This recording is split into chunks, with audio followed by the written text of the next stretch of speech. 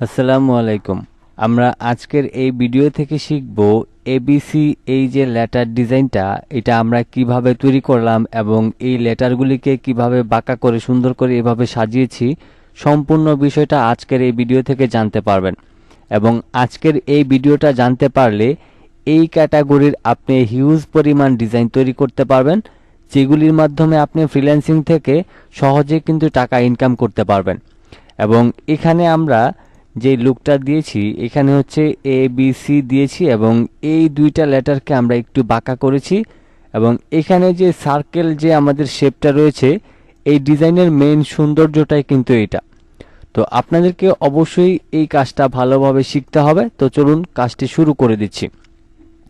তো প্রথমে আমরা এখান থেকে সম্পূর্ণ ডিজাইনটাকে ডিলিট করে দিলাম এবং প্রথমে আমি এখান থেকে রাইট বাটন ক্লিক করে ইলিপস টুলে যাব।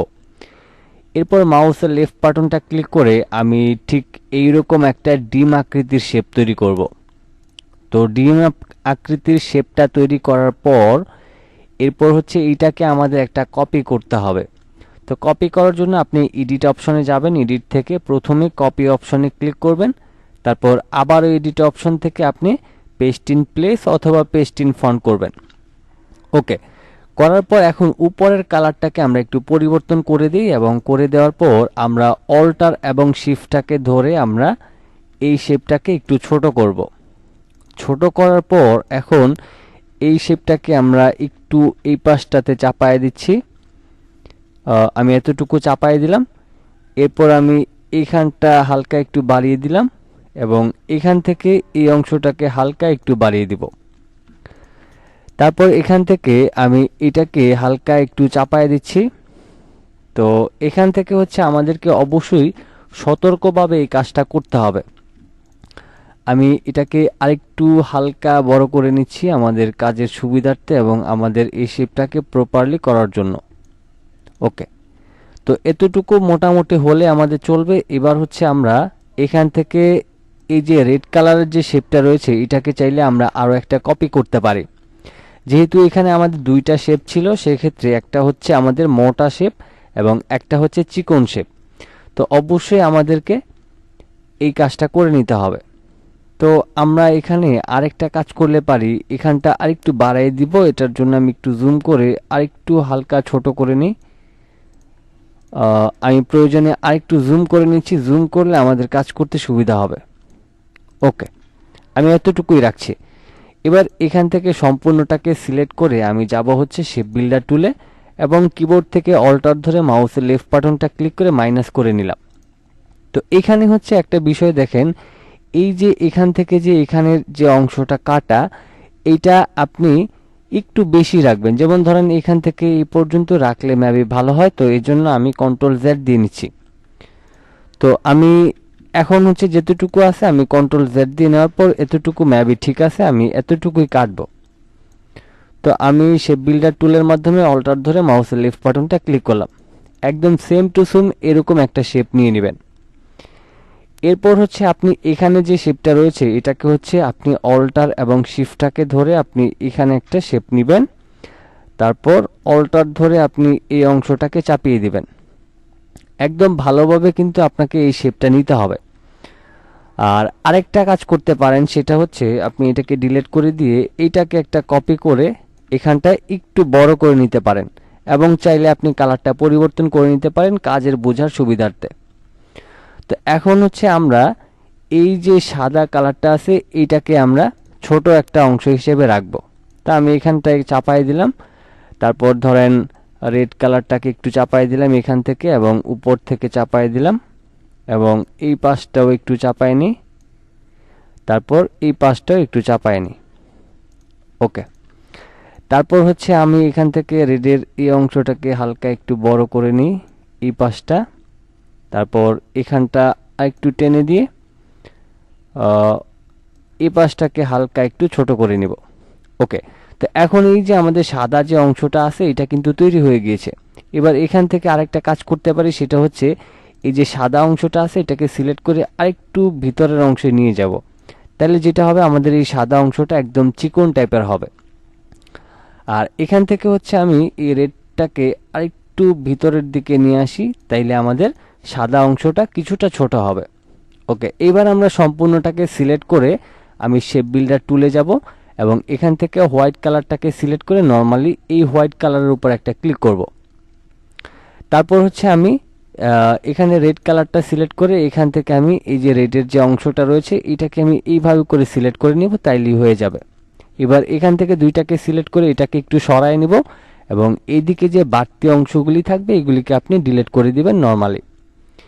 এখন এটাকে হচ্ছে আমাদের একটু গ্যাপ করতে হবে।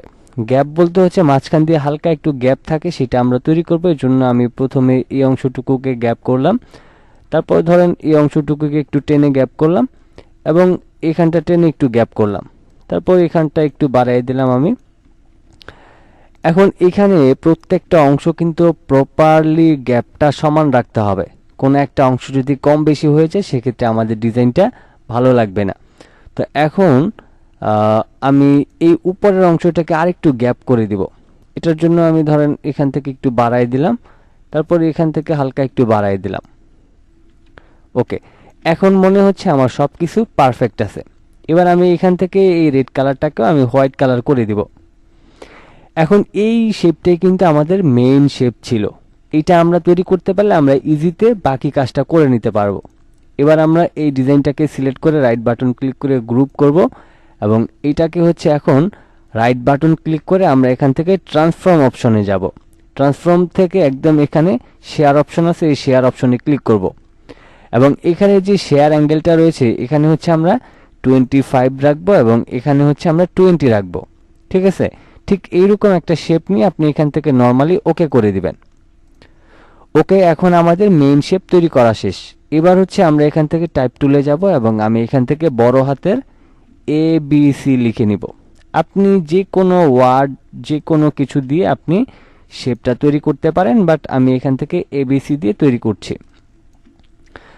আচ্ছা, এরপর হচ্ছে আমাদের এই লেখাগুলিকে সুন্দর করে বসাইতে হবে। যেমন আমি হচ্ছে এখান থেকে এটাকে একদম প্রপারলি এইভাবে করে বসিয়ে নিব, একদম সেম টু সেম এভাবে করে বসায় নেবেন। তো বসায় নেওয়ার পর আপনি এই লেটারটাকে রাইট বাটন ক্লিক করে আপনি এটাকে ক্রিয়েট আউটলাইন করবেন।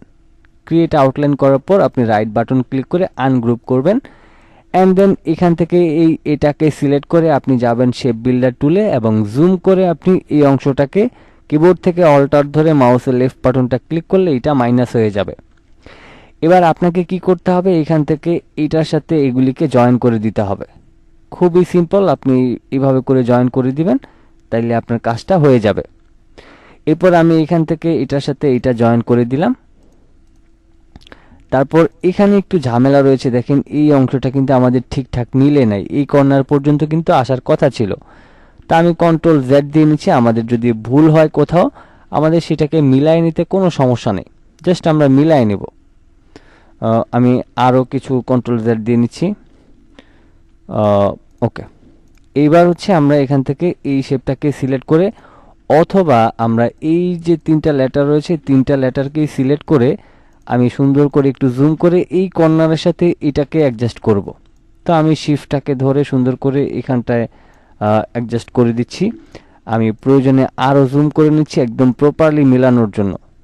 তো এগুলি হচ্ছে কিন্তু আপনার মেইন কাজ। আপনি যতক্ষণ পর্যন্ত আপনি রিয়েল একদম শেপ তৈরি করতে চান সেক্ষেত্রে প্রত্যেকটা শেপ আপনার কাছে গুরুত্বপূর্ণ। এজন্য অবশ্যই গুরুত্ব সহকারে আপনাকে এই শেপগুলিকে মিলাই নিতে হবে। আমি যতটা পারি জুম করে নিচ্ছি এবং হালকা একটু এদিকটায় নিয়ে আসলাম এবং এখানে আমার মিলানো শেষ। এবার হচ্ছে আমি এটাকে সিলেক্ট করে একইভাবে আমি এখান থেকে শেপ বিল্ডার টুলের মাধ্যমে এই অংশটা কেটে দিলাম। তারপর নর্মালি এখানটা অ্যাডজাস্ট করলাম, তারপর এখানটা থেকে এখানে, তারপর এখানে, তারপর এখানে। ওকে, তারপর এই অংশটাকে আমি অ্যাডজাস্ট করে দিচ্ছি শেপ বিল্ডার টুলের মাধ্যমে।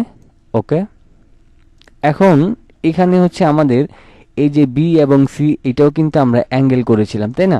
তো এই জন্য প্রথমে আমরা দুইটাকে সিলেক্ট করে এর কাছাকাছি নিয়ে যাচ্ছি এবং সিটাকে আমি একদম কাছাকাছি নিয়ে আসতেছি। এবার এই দুইটাকে সিলেক্ট করার পর আমি এখান থেকে এই যে আমাদের ফ্রি ট্রান্সফর্ম টুল রয়েছে এখানে সিলেক্ট করব। তারপর হচ্ছে আমি এই টুলটাতে সিলেক্ট করব ফ্রি ডিরেকশন।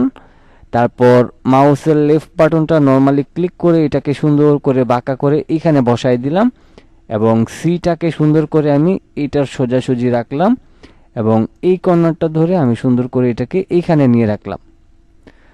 তারপর হচ্ছে আমি চাইলে এটাকে আর একটু উপরের দিকে তুলে বাঁকা করে নিতে পারি এবং এই অংশটাকে একটু বাইরের দিকে নিতে পারি।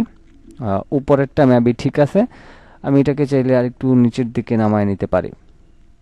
এটাকে একটু সামনের দিকে বাড়ায় নিচ্ছি। ওকে, এবার আমরা দেখছি কি হয়।